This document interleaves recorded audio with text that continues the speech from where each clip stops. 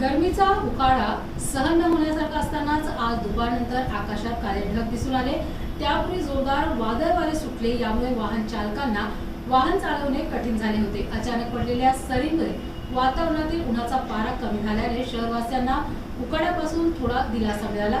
राज्यभरासह इतर ठिकाणी वाढलेल्या उन्हाच्या पाऱ्यामुळे घराबाहेर जाणे देखील नागरिकांना अशक्य झाले होते।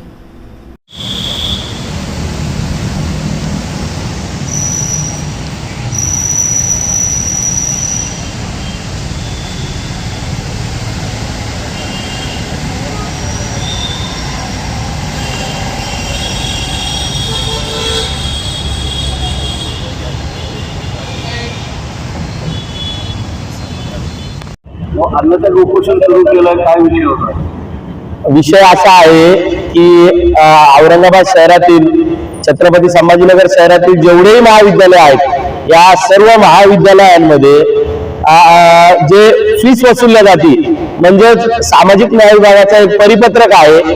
त्या परिपत्रकानुसार कुठल्याच मागासवर्गीय विद्यार्थ्याकडून रोख स्वरूपामध्ये कुठल्याच महाविद्यालयाने पैसे घेऊ शकत नाही किंवा पैसे घेऊ नये असं परिपत्रक असताना सुद्धा इथले सर्व महाविद्यालय त्या परिपत्रकाला केराची टोपली दाखवत खुलेआम विद्यार्थ्यांची लूट करतात, जेणेकरून मागासवर्गीय विद्यार्थी शिक्षणापासून वंचित राहतात। या असे अनेक पुरावे असतील आणि वारंवार समाज कल्याणला दिले आहेत। समाज कल्याण याच्यावर चौकशी समिती सुद्धा नेमली, त्याच्यामध्ये ते दोषी सुद्धा आढळले, परंतु समाज कल्याण मला म्हणतंय अशा प्राचार्यांना अशा कॉलेजांना आपण एक संधी दिली पाहिजे। संधी का दिली पाहिजे? तुम्ही का त्यांचं वकील पत्र घेतायत? म्हणजे सामाजिक न्याय विभागाचं परिपत्रक तुमच्यासाठी काहीच नाहीये, त्यांनी चोरी करू द्या, आपण त्यांना एक संधी देऊ, असं या ठिकाणी समाज कल्याणचं म्हणणं आहे। या ठिकाणी आम्ही अन्नत्याग उपोषण करत आहोत जोपर्यंत अशा प्राचार्यांवर, याच्यामध्ये